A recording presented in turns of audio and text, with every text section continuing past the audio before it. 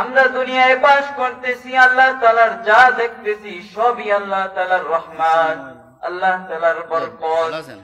আমরা জমিনের উপরে বাস করতেছি, এই জমিনের উপরে যাহা কিছু দেখি না সবই আল্লাহ তাআলার নিয়ামত। আমরা যে শ্বাস নিঃশ্বাস ছাড়তেছি নিতেছি, অক্সিজেনটা যে আমরা ভক্ষণ করতেছি নিতেছি, এই অক্সিজেনটাও আমার মাওলার। একটা সেকেন্ডের জন্য যদি আল্লাহ তাআলা এই অক্সিজেনটাকে বন্ধ করে দেয়, মানুষ আর জীবনে এই দুনিয়ায় বাস করতে পারবে না। একটা সেকেন্ডের অক্সিজেন যদি আল্লাহ তাআলা বন্ধ করে দেয়, তাহলে যদি এই অবস্থা হয়, এই জমিনে যাহা কিছু দেখেন না কেন আল্লাহ তাআলার নিয়ামত। আপনি ফল খান তাও আল্লাহ তাআলার নিয়ামত। আল্লাহ তাআলা আপনার শরীরের ভিতরে নিয়ামত দ্বারা ভরপুর করে রেখেছে। দুইটা পাও দিয়ে হাঁটতেছো, সেটাও মাওলার নিয়ামত। কত মানুষের দুইটা পাও নাই, তারা জমিনের বুকে হাঁটতে পারে না। কত মানুষের দুইটা হাত নাই, তারা এই জমিনের বুকে কিছু ধরতে পারে না, হাত দিয়ে খাইতে পারে না। কত মানুষের দুনিয়ার ভিতরে চোখ নাই, এই জমিনের বুকে যত কিছু আমরা দেখতে পাইতেছি, ওই অন্ধ যারা চোখে দেখে না, তারা মাওলার এই নিয়ামত গুলা ভক্ষণ করতে পারে না। আল্লাহ তাআলা আমাদেরকে এত নিয়ামত দ্বারা ভরপুর করছে, তারপর আমরা মাওলার নিয়ামতের শুকরিয়া আদায় করি না। আর যদি শুকরিয়া আদায় করতাম, এই মাহফিলের ময়দান আল্লাহ তাআলার রাজি খুশি করার জন্য, এই ময়দান জান্নাতের বাগান ভরে যাইত। এই জান্নাতের বাগানের এত মর্ম, এত মর্যাদা যদি কোনো বান্দা জানতো, যত দূর এই জান্নাতের বাগান হতো না কেন, তত দূর থেকে চলে আসতো এই জান্নাতের বাগানে।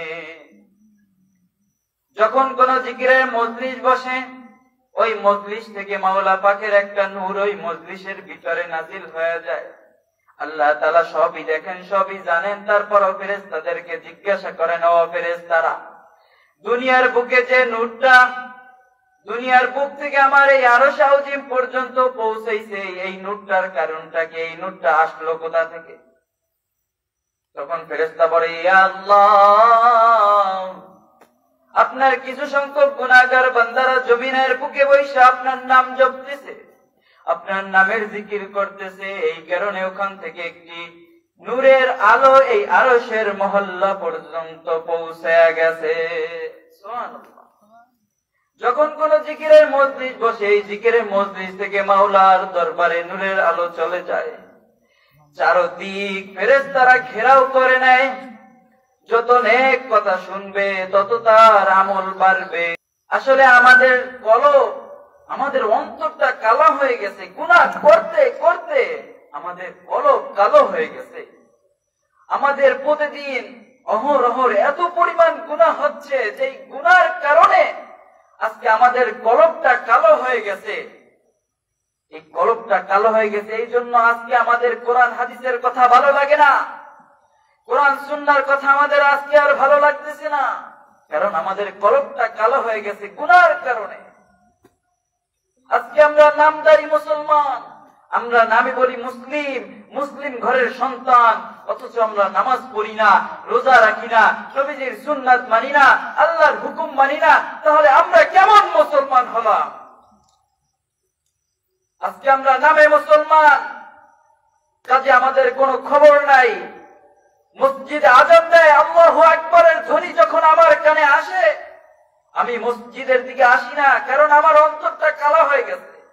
কলবটা গুনার কারণে শয়তান এমন কায়দায় কেরাস করছে, এমন কায়দায় ধরছে, আজকে আর ভালো কথা ভালো লাগে না, কোরআন সুন্নাহর কথা ভালো লাগে না।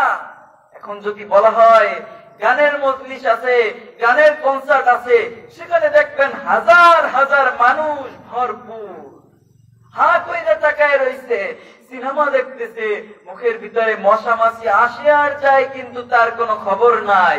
আর যদি কোরআনের মজলিসে বসে, তখনই তার খারাপ লাগে। এটার মূল কারণ হলো তোমার কলবটা, তোমার অন্তরটা কালা হয়ে গেছে। তুমি আল্লাহর হুকুম মানো, নবীজির সুন্নাত মানো, দেখবা তোমার জীবন সুন্দর।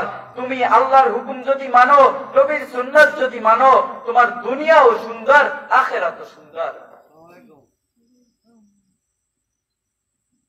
প্রিয় হাজিরিন, আমরা আজকে শয়তানের কারণে, শয়তানের ওয়াসওয়াসার কারণে আমাদের কলবটা, আমাদের অন্তরটা কালো হয়ে গেছে। এটার কারণ হলো আমরা আল্লাহর হুকুম মানি না, নবীজির সুন্নাত মানি না। আজকে আমরা মুসলমান, আমাদের মুখে দাড়ি নাই। আমরা কেমন মুসলমান? আল্লাহ নবী বলে, যখন কোন বান্দা, যখন কোন উম্মত আমার এই সুন্নতি দাড়িতে পোজ দেয়, সে তো ওই দাড়িতে দিল না, সে তো দিল আমার সরাসরি আমার কলিজায়। আমরা মুসলমান, অথচ যেই নবী আমাদের জন্য এত কষ্ট করছে, সেই নবীজির কলিজায় তুমি কিভাবে আঘাত করো? হায় রে মুসলমান, বুঝবে, একদিন বুঝবে, যখন মালাকুল মাউত তোমার জানটাকে কবজ করবে, তখন বুঝবে দুনিয়া কি জিনিস ছিল। দুনিয়া ভাই মিশা মিশা মিশা। দুনিয়া আল্লাহ পাঠাইছে তুমি কিছু অর্জন করো, কামাই করো। টাকা কামাই করার জন্য বলে নাই, বলছে আমল কামাই করো। হ্যাঁ, টাকাও কামাই করতে হবে, কারণ তোমার যদি দুনিয়ায় বেঁচে থাকতে চাও, তাহলে তোমার একটা পেট আছে, এই পেটটারও কিছু রুজি আছে, কিন্তু তুমি হালাল ভাবে উপার্জন করো। সাথে সাথে তুমি আমল করো, নামাজ পড়ো। নামাজ এমন একটা জিনিস, হায় আজকে মুসলমান আমরা নামাজ পড়ি না। রোজা এমন একটা জিনিস, আমরা রোজা রাখি না। আমরা কাল কিয়ামতের ময়দানে আল্লাহ তাআলার দরবারে কি হিসাব দিব? যখন কিয়ামতের ময়দানে আল্লাহ ধরবে, একটা একটা করে হিসাব নিবে, তখন সর্বপ্রথমই নামাজের হিসাব নিবে। আউয়ালু মা ইউহাসাবু বিহিল আবদু ইয়াউমাল কিয়ামাতিস সালাহ। কিয়ামতের দিন সর্বপ্রথম নামাজের হিসাব হবে। তখন তুমি কি হিসাব দিবে?